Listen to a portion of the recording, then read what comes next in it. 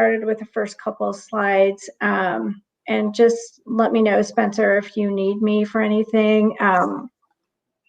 So this presentation is entitled Parenting Traumatized Children. And again, my name is Valerie Catney, and I'm a trauma, on the trauma team. I'm a trauma clinician at Jefferson Center for Mental Health. So a little bit about Jefferson Center. So our mission is to inspire hope, improve lives, and strengthen our community by providing mental health and related solutions for individuals and families. So we have been in your community for a community mental health center for over 60 years, and we've been in the community as well. So about Jefferson Center, so who do we serve? We serve everyone: children, youth, families, seniors, veterans, and military personnel. What do we offer? So we offer individual, group, and family therapy, peer specialist support, wellness classes and coaching, parenting resources, school-based services, and substance use treatment. Okay, so where are we at, Spencer? Do you know, in terms of getting the presentation up? Yeah, I'm working with the team to get it uploaded here. Somebody either should be joining us, or I can receive the file directly. So okay, I am working on it. Okay, great, thank you. So I'll go over the discussion points. So first, we're going to just define what is trauma. Then how does trauma affect the brain and the nervous system? We're going to talk about the window of tolerance. Triggers, we're going to go over what are triggers. Sometimes they're called trauma memories. How can we help? How can we help with coping skills? How can we help increasing the window of tolerance? And then last but not least, we're going to cover taking care of you, the caregiver. So let's go over trauma definition. So trauma is the emotional, psychological, and physiological residue left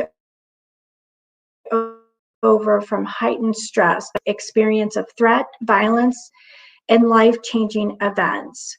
So another definition is trauma is the result of extraordinarily stressful events that can shatter a person's sense of security, making you feel helpless and vulnerable.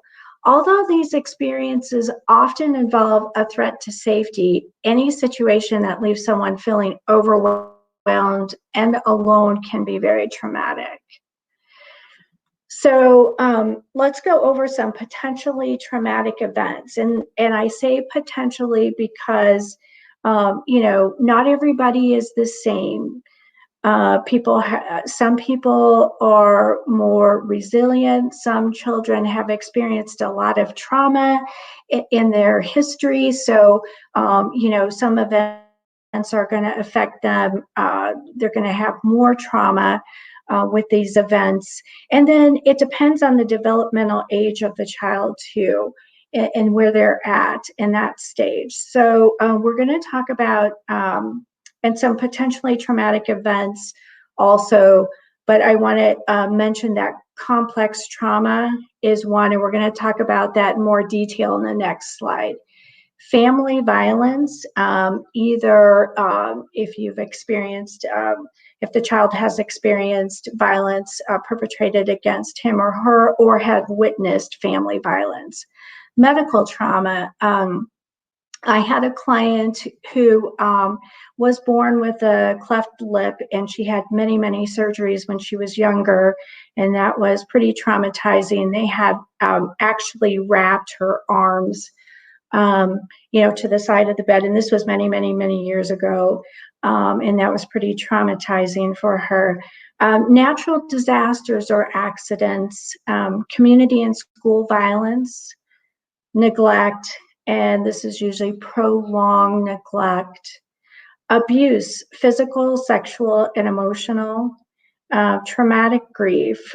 Traumatic grief could be maybe someone who has died, a family member died from suicide, or an accident, or if you've witnessed something that could be very traumatic, and then you have the grief on top of that. Refugee and war zone trauma, parents with addiction or untreated mental illness. So let's talk about what is complex trauma. So complex trauma is exposure to multiple or prolonged traumatic events.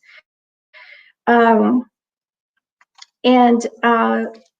know, Dr. Bessel van der Kolk talked about complex trauma. This is how he's defined it, and he's a leader in studying and treating trauma. So he defines complex trauma as any time you are not seen or known for a prolonged period of time by primary caregivers. And then lastly, typically it involves simultaneous and sequential occurrence of child maltreatment, including psychological maltreatment, neglect, or physical and sexual abuse, or family violence. And that is chronic and begins in early childhood and occurs within the primary caregiving system. So let me go ahead and check in with Spencer. Oh, you've got it up. Hey there, Valerie. I was just waiting for the perfect opportunity to interrupt if I could. So I have this pulled up, and I wanted to verify that you could see it just fine. Yeah. If you would, I have it on the complex trauma screen. If you would just indicate by change slide or next, and I will continue to move through the presentation. Okay, perfect. Thank you. That's so exciting. Yay. Absolutely. Okay. So next slide.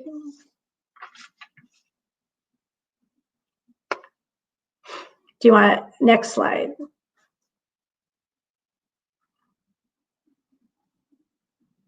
Okay. The brain and nervous system. So first, let's discuss what role the brain and nervous system plays in trauma.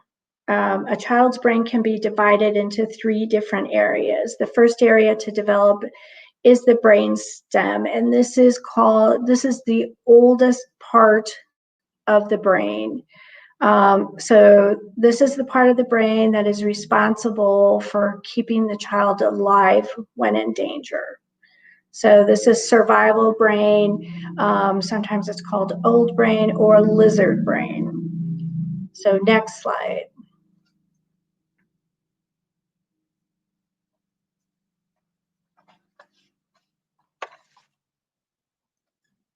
Next.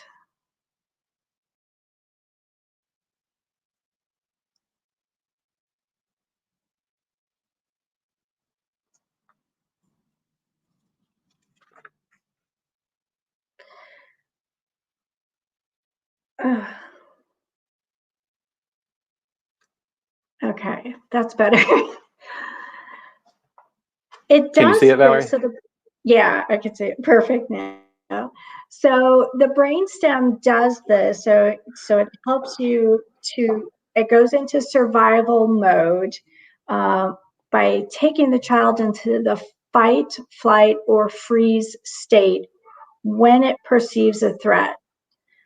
Next slide.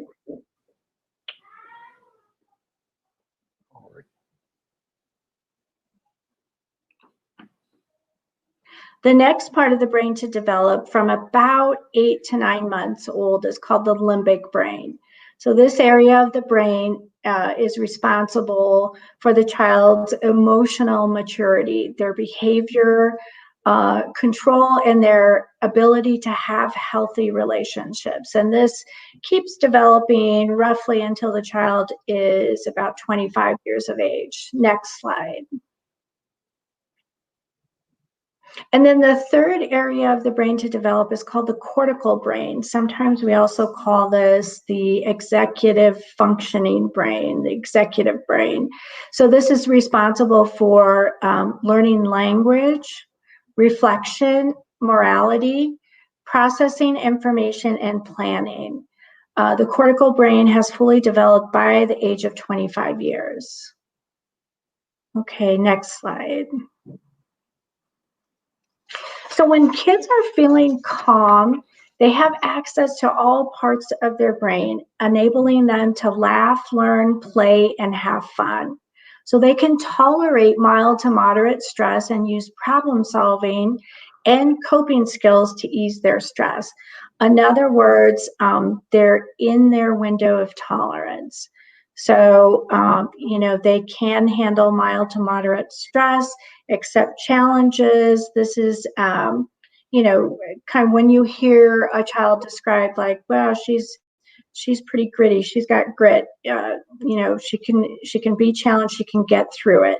So and that depends on their window of tolerance. Next slide. So we'll talk a little bit more about the window of tolerance. So to understand the behavior of a traumatized child, it is helpful to understand that each child has a unique window of tolerance. Next slide. So when someone's in their window of tolerance, they can pretty much, laugh, learn. They've got functions. All their brain is functioning normally. When someone is pushed outside of their window of tolerance, that's when the cortical brain goes offline. You go into that fight, flight, or freeze mode. So what can push us outside of our window of tolerance? So let's just say, for example, that we're walking down a trail and we see a big bear, right? We're going to be not in our window of tolerance. We're not going to be thinking about, hey, what are we going to make for dinner? We're not going to see the squirrel right beside the bear. We are just going to be thinking about our survival. We're going to kick into our brainstem and thinking, wow, what are we going to do to get out of this situation? We're probably going to freeze.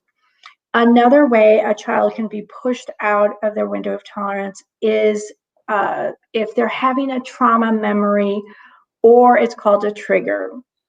So what a trauma memory or trigger is a psychological stimulus that prompts recall of a previous traumatic experience. And that may invoke intense and disturbing feelings, thoughts, and images that can ignite a fight, flight, or freeze response. So, and this can lead to behaviors that may seem out of place, but have been appropriate at the time of the trauma. So they can seem like overreactions, like the person is kind of acting crazy because they're going into that fight, flight, or freeze. So, let me just talk about some examples. Like, for example, a 7-year-old boy whose father and older brother fought physically in front of him becomes frantic and tries to separate classmates, playfully wrestling in the schoolyard. So they're being triggered by that earlier trauma, and they're having a reaction, and the behavior ensues. So another example could be a 3-year-old girl who witnessed her father beating her mother, clings to the foster mother, crying hysterically when her foster parents have a mild dispute in front of her. So you kind of get the idea of what a trigger is and what that looks like. Okay, next slide.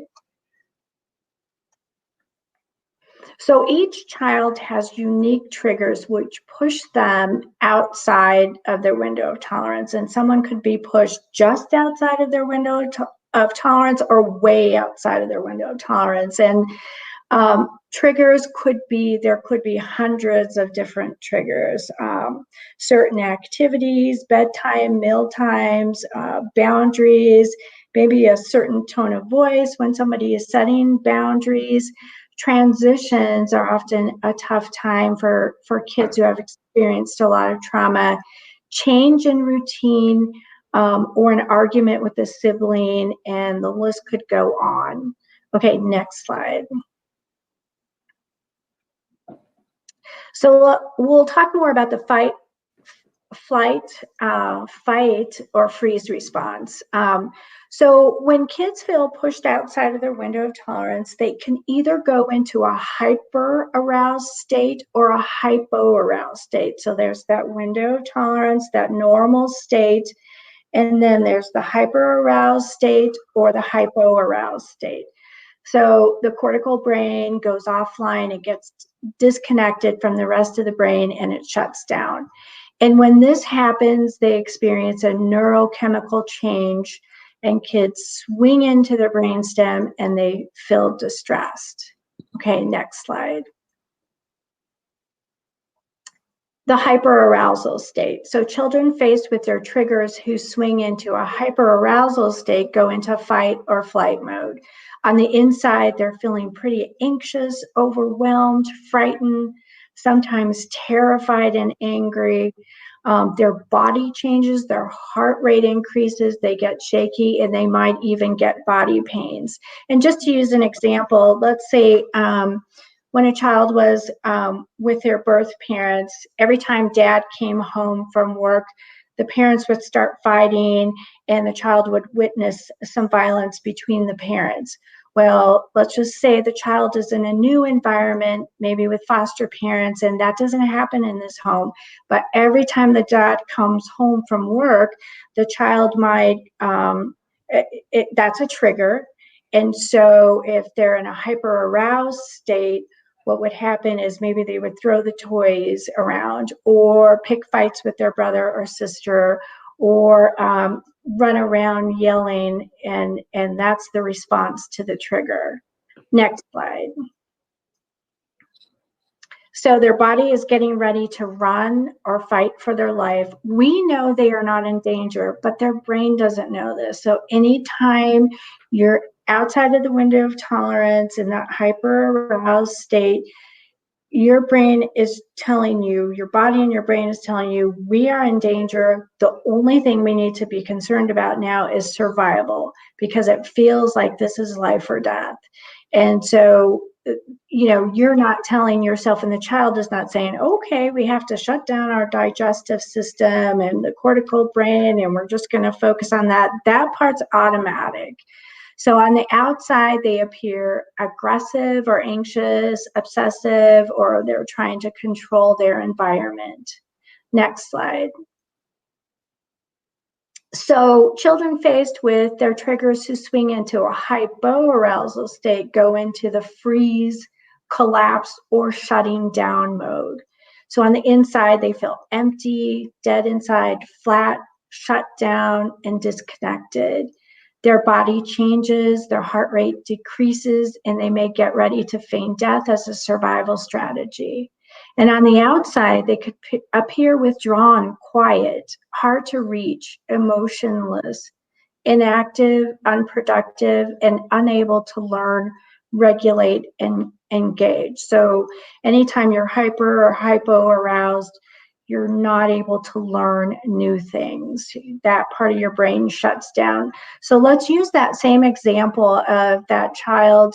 The dad comes home and he's in a new foster home and he's thinking that, boy, the parents are going to get into a fight. There's a high probability, and then chaos ensues, and then the violence. So this child goes into a hyper-arousal state and hides in the closet, just tries to be as quiet as possible because that's what he used to do, that's what used to work, that's how he survived. So he's going to shut down. Maybe that looks like he's, you know, daydreaming or listless or just laying down, or goes to a corner and just kind of waits it out, when before he was playing and seemed like he didn't have a care in the world. So he's reacting to that trigger of dad coming home. Next slide. So some common reactions to trauma triggers or trauma memories. I won't read all of them. But some are, you know, difficulty feeling happy, lowered immune response. The child could have a lot of guilt feelings. They could have flashbacks, nightmares, difficulty concentrating. Sometimes kids who have experienced a lot of trauma do get misdiagnosed with ADHD because some of the triggers and then the reactions to the triggers mimic ADHD symptoms like the difficulty concentrating, memory problems, social withdrawal, or just kind of zoning out, spacing out. And then with preteens and teenagers and adults, the alcohol and drug use, you know, you'll see some of that too with some of the older kids, and they're using that to mask some of their trauma memories and trauma reactions. Next slide. So children who have experienced trauma can swing from hyperarousal to hypoarousal states with limited amounts of time in their window of tolerance. So their window of tolerance is oftentimes smaller than other children's. And the question is, how can we as adults and caregivers help them expand their window of tolerance so that they can learn that they can tolerate mild to moderate amounts of stress, and they can get through, they can challenge themselves, and you know, they can have successes. And this is also where they can learn to love and be loved, and they can learn to. Next slide. So what can I do when my child is triggered? So one thing you can do is just notice, like, when, where, what.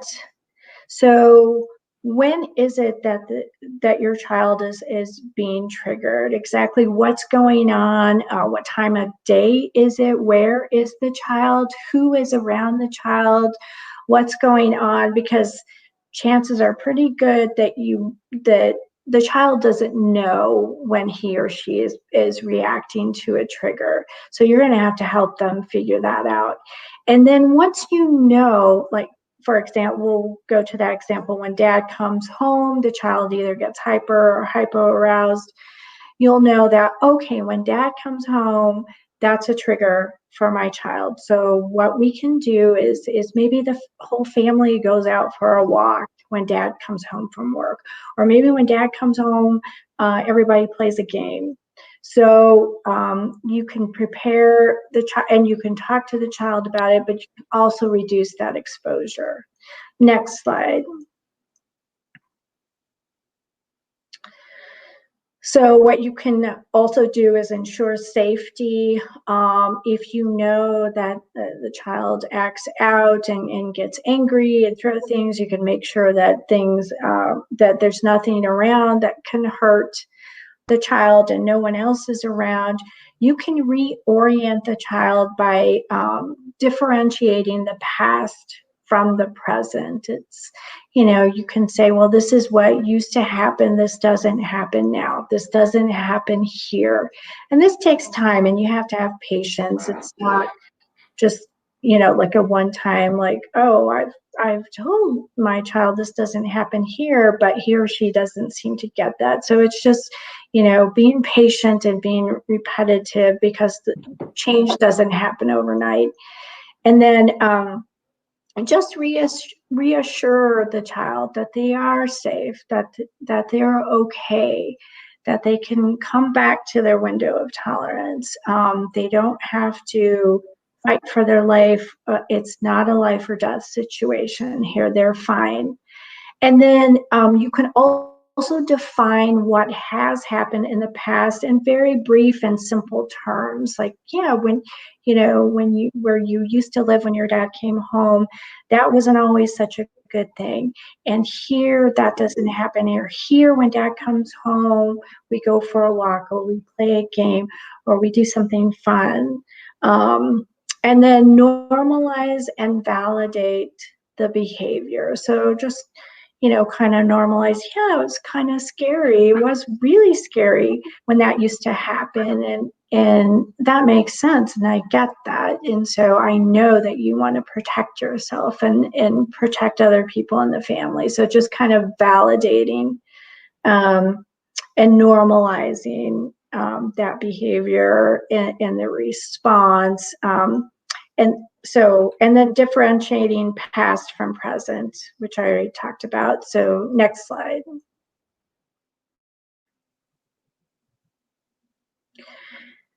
Things that you don't want to do is just assume rebellion or defiance. If your child's feeling irritable and you know about their trauma, you know they've experienced trauma, don't automatically assume that they're just not behaving. You want to always notice, is this a response? Is this a trauma memory? And don't demand answers. Like, why did you hit your brother? You know why you did this. Oftentimes they're not going to know, and demanding answers is going to make them feel more stressed. Don't tell the child they're dramatic or overreacting. That's pretty invalidating, and that never amounts to any good. Don't force the child to do anything. You would think that you could force the child to eat all their food, but you actually can't. You can't force a child to chew or swallow. It's very difficult to force the child to do anything. You want to talk to the child. You want to relate to the child. Make sure they're safe. Make sure everyone around them is safe, and don't be in that forceful, controlling mode, because that's not going to make the child feel secure. And don't express anger or impatience. You might feel it, but try not to express that, because they're going to think, oh my gosh, that, I've done something wrong, or, something bad is going to happen. So try to be very patient. Next slide. Expanding the window of tolerance. So we can do this by teaching them how to notice and communicate and manage their emotions. By regulating their feelings and emotions with them, we can show them that their emotions are not dangerous and they can be tolerated. We can also help them by identifying their triggers and creating an environment that feels as safe as possible for them. Next slide. Helping kids cope, which is the same as expanding their window of tolerance. Be consistent and reliable in meeting the child's needs. Try to be as consistent as possible, and create a soothing environment. If you know the child likes certain types of blankets that feel very soft, or certain types of music or lighting, try to get that for your child's room, so that you can create just a really safe, warm environment for them. Avoid surprising the child. Even good surprises sometimes can make them feel a little bit off balance and trigger them.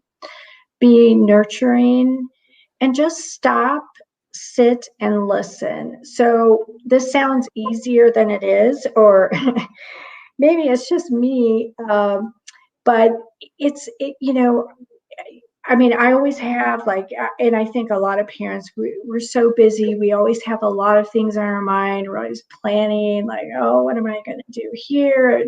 Or if we're listening to our child and we think, oh, they really need to know this, or here's a good lecture I can give them. But just stop and listen, and be in non-judgment. Just be with them, just spend time with them. Teach feelings and validate emotions. So you're teaching them, if, your daughter hits her brother,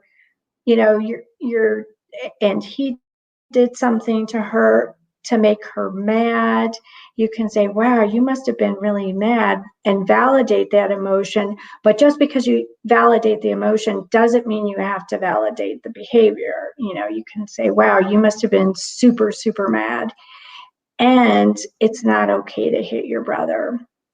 Next slide. So factors that support resiliency.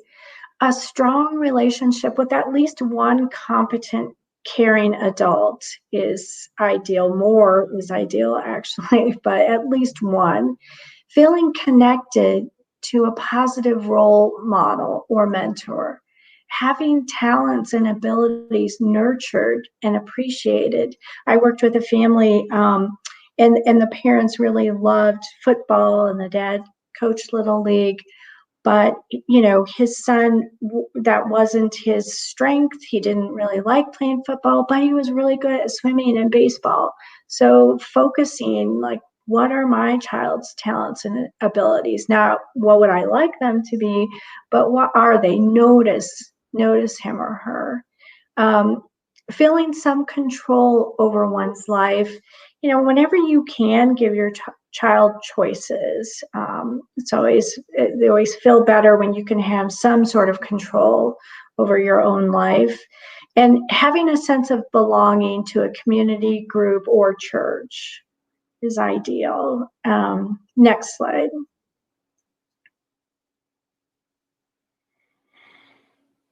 Some more things to avoid is invalidating emotions. It's so easy to say, oh, you don't feel that way. Why are you feeling sad? Or you shouldn't be mad at that. So that's never a good thing, because they learn not to trust themselves. And they also learn that, I'm really not going to tell mom or dad how I feel, because they'll just, I'll feel yucky afterwards because they'll tell me I don't feel that way. Avoid lecturing or interrogating, especially if something happens at school or somewhere else. Of course, you want to get the details about what happened, but it's better to focus on the feelings or emotions first. Like, what did you feel, or how are you feeling about that? How are you feeling about what happened? And then you can kind of get to the objective. Okay, we can get to the nitty gritty, what happened, but first deal with the emotions. Don't tell them what to feel. Don't criticize or blame, and don't give up. Most importantly, don't give up. And then this graphic here, it's I got that from that movie Inside Out, and it's on the Disney Channel. I don't know if it's on any other. I don't know if it's anywhere else, but it's really good, and it's geared towards little kids, but adults and teens can watch it too, and it's really good. It's all about feelings, and it's really a good movie. Okay, next slide. Myths to avoid. My love should be enough to erase the effects of everything bad that happened before. My child should be grateful and love me as much as I love him or her. Or my child shouldn't love or feel loyal to abusive parents or grandparents or anyone in their life that has been close to them but abusive. It's better just to move on, forget, and not to talk about past painful experiences. Next slide. So children with trauma may find it difficult to see the connections between feelings and behaviors. So sometimes they start, if a boy, or a girl feels really sad because somebody's teasing them, and then they get angry, and then all of a sudden they push the other child. Sometimes it's hard for them to identify, well, first came the sadness, then I got really super angry, and then this is what I did. So just helping them slowly and patiently see those connections between feelings and then behaviors. Understand and express their own emotional reactions. So they may find it really difficult to express that. And they find it difficult sometimes to read emotional cues. It's like when mom or dad are tired, they might think, oh, they don't love me, or they want me to go away, or they're going to send me to another home. So just be aware of that. And then they may find it difficult to control their reaction to threats or trauma triggers. Next slide. Here is a Stress Busters for Kids worksheet that you can do. This talks about feelings and trauma. So or trauma triggers. So if the child has a difficult time when they get up in the morning, you can, this worksheet, you can say, hey, when I get up in the morning, what helps me feel calm and relaxed? And you can help the child fill this out. Or when I'm feeling sad, what helps me to feel better? If it's too quiet or I'm lonely or bored, what can help me feel calm and relaxed? Next slide. So this is the last slide, or one of the last slides, and last but not least is self-care. And we need to take care of ourselves so that we're able to stay within our own window of tolerance, because that way we help our kids stay in their window of tolerance. And I can't stress how important this is. Self-care is extremely important. And parents aren't perfect, and so definitely take care of yourself, because it's tough being a parent. And they need us to be calm and in our window of tolerance so that we can give them what they need. Okay, I don't know if you want to show the next slides, but those are all the resources that were used in this presentation. And I think we definitely have time for questions, if anyone has any questions. All right. Whoop. Pardon me jumping around here. Valerie, thank you so much. Can you hear me just fine? Yep, I can hear you.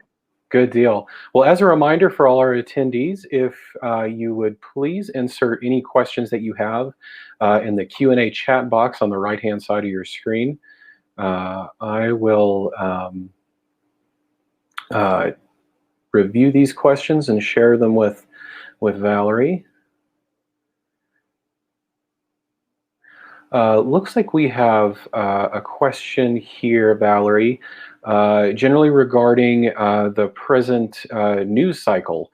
And of course, everything that's going on, everything, of course, is, that's certainly a very relevant topic.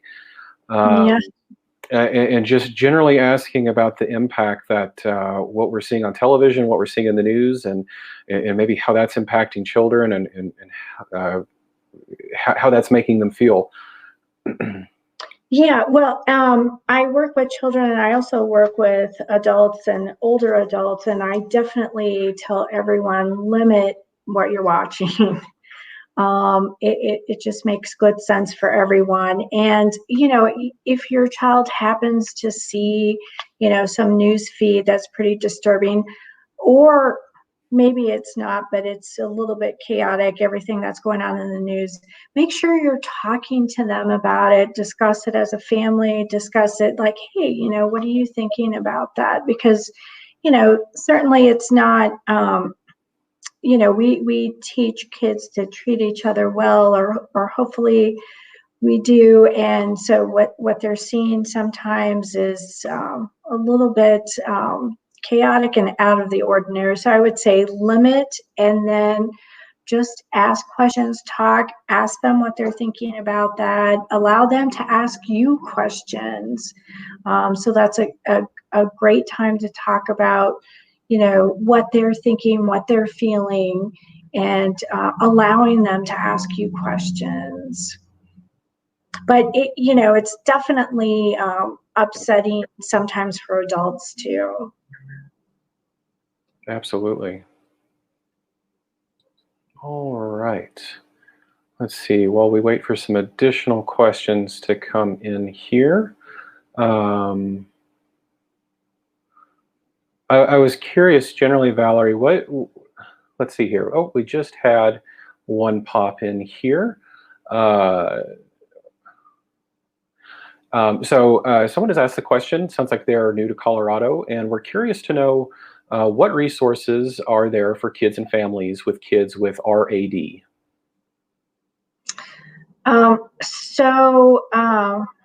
Reactive attachment disorder, I'm assuming if that's what you're talking about.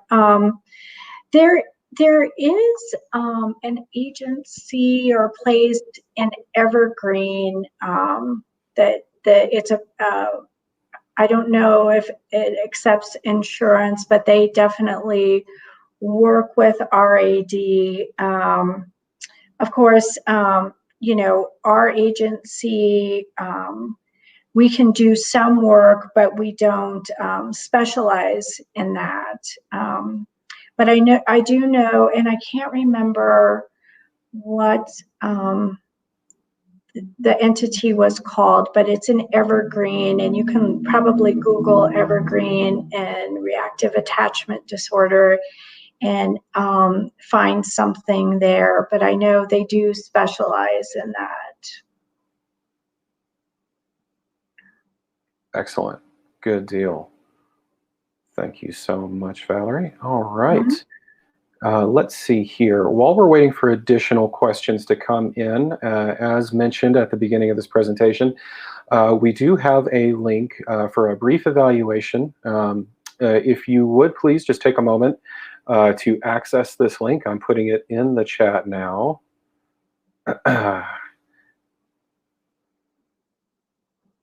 If I can get it pulled up here. All right, here we go. And this is an absolutely important component for us at Jefferson Center to evaluate these presentations. And again, after 30 years of presenting this information, we want to ensure that we're able to continue providing these courses and can innovate and continue to improve upon what we are able to provide to you each year. So I did just put a link in the chat, and it should be visible. If you would please just follow that link, it will take you to a SurveyMonkey evaluation, and if you could just complete that, that would be fantastic. Let's see here. Do we have any additional questions?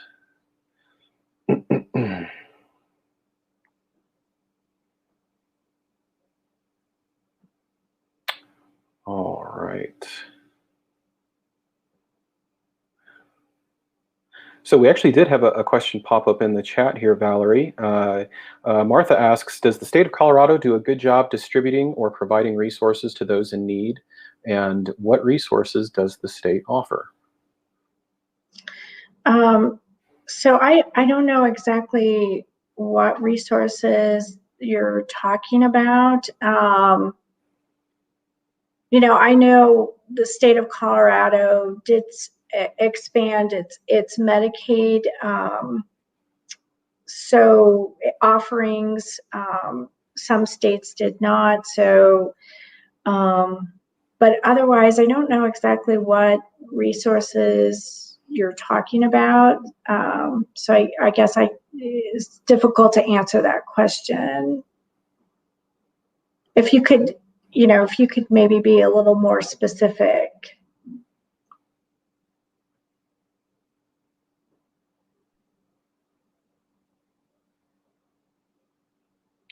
All right.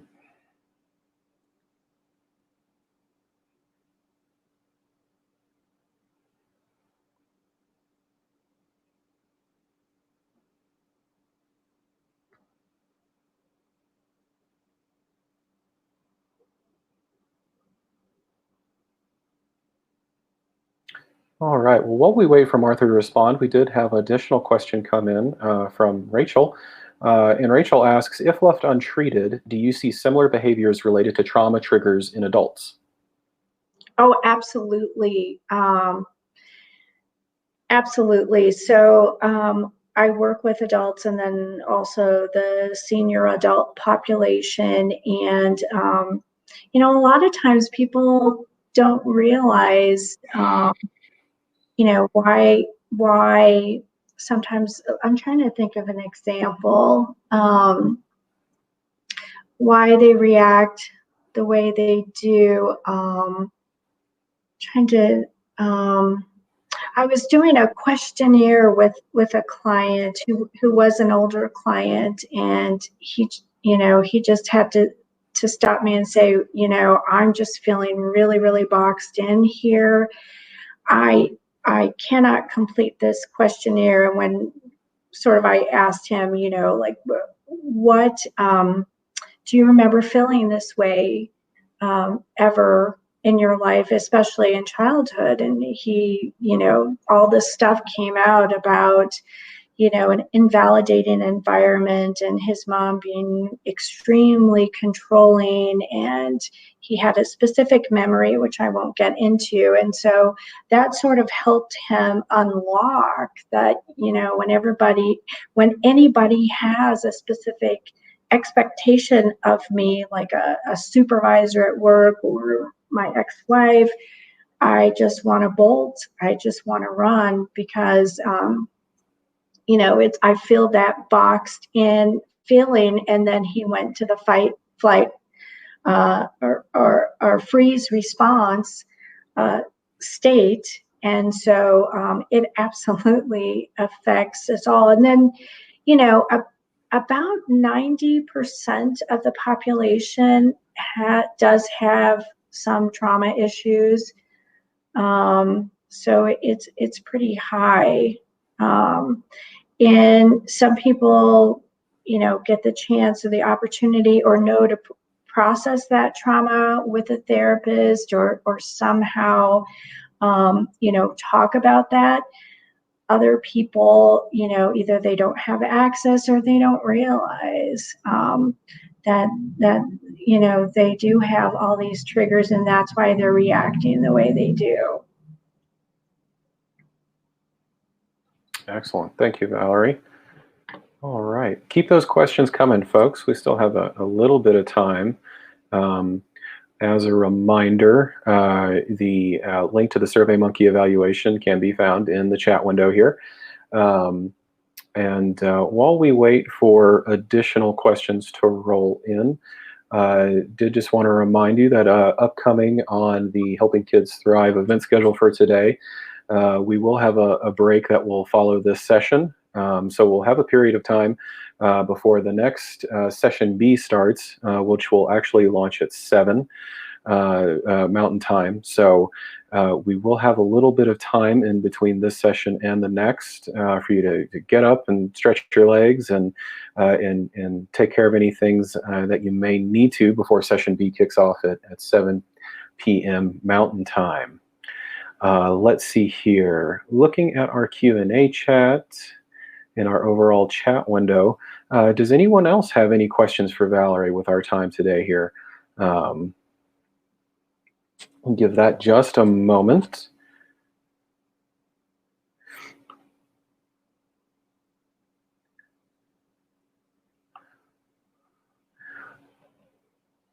And Valerie, in the meantime, I believe I mentioned it in the opening, but can you remind us how long you've served as a trauma-informed clinician? How long you've done this work? So I've been in the therapeutic community for about 20 years. And I really, you know, came to realize that what a lot of people are really dealing with is some form of trauma in their background usually. And when we work on that, it's so satisfying to help people through that, help people reprocess that, because once they do work on those issues, a lot of other things oftentimes begin to fall into place. So I've been working on trauma issues probably for about the last 5 years with people. But I have a lot of other types of experience working in the medical field as a therapist at a cancer,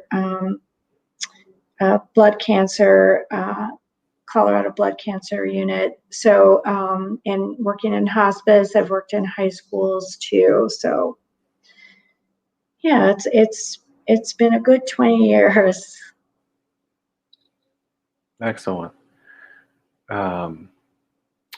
We actually had another question came in for you, Valerie, in the meantime here. So the question is that you had previously mentioned physical pain, and this person says, my child has had chest pain since their trauma. doctors say medically that she is fine. Could this be a trauma response? It very well could be. That's smart that you had it checked out by a doctor first. I would always go that route first. But we, especially like in older adults, we see that if they've had trauma or any type of complex childhood trauma, um, you'll see a lot of chronic illnesses in adult age people. So they've done this. I don't know if you've all heard of the ACEs study. Kaiser did this. I started this, I think it was in 1995. So ACEs stands for Adverse Childhood Events. And so what doctors did is they asked, I can't remember how many questions, but they asked questions like, did your parents divorce when you were a child? Have you witnessed domestic violence? Has anybody hit you? Have you been sexually assaulted? And the more people checked those boxes, that it correlated to more chronic illnesses. So studies show there's definitely a link between trauma and unprocessed trauma and physical illnesses. So that definitely could be a link. It's always good to check things out medically too.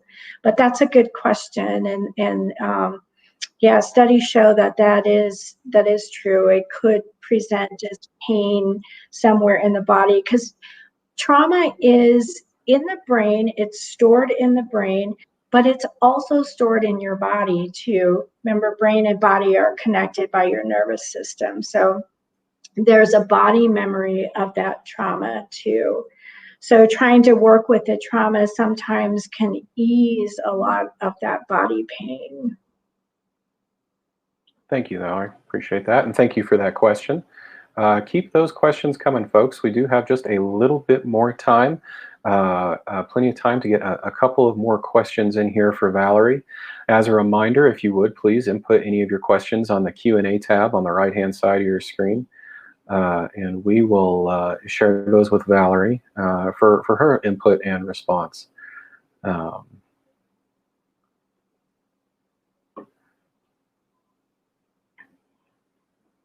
Let's see here.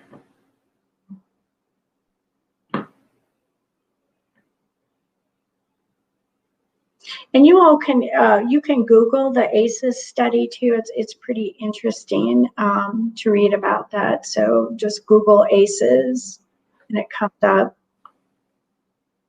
Excellent. Good deal. Give it just a moment longer. Let's see here. So while we wait here just a second, as a reminder, session B here at Helping Kids Thrive will be kicking off at 7 p.m. MST. If you should happen to think of a question after we leave today's session, absolutely encourage you to attend our Q&A session beginning at 8:30 MST. We'll have our presenters there and available to answer any questions that perhaps you may not have thought of during this session in the moment. And so that'll be another great opportunity to ask those questions then, if they should arise later. All right. Well, let's see here. All righty then. Well, I am not seeing any additional questions coming in. Valerie, I think we can go ahead and adjourn today's session. I so appreciate your coming and speaking with us today and being a part of the 30th anniversary of Helping Kids Thrive. Again, we'll have the Q&A session at 8:30 later this evening and encourage you all to attend. Also, please, if you've not already, if you would take a peek at the SurveyMonkey link that's in the chat box on the right-hand side. So no matter what you're facing in life, as we close out here, to leave you with a message, it's important to have the tools and resources that you and your family absolutely need to thrive. Jefferson Center is here for you. We are open, accepting new clients, and accessing care is easier than ever now with our virtual appointments enabled through video telehealth. Visit our website at jcmh.org or follow us on Facebook for more resources, information, and different supports for you during this time. You can also reach us directly by calling our main line at 303-425-0300. I believe that was the same number that Valerie had listed in her presentation. And once again, we thank you so much for being here, for joining us for this initial session. And we look forward to seeing you later in this evening, as well as the event continues in tomorrow. So Valerie, thank you so much. Apologies. Yeah, thank you. Everyone for the technical hiccups a little bit at the beginning. I think we got it ironed out. And so thank you all so much and have a wonderful evening. Thank you. Bye-bye.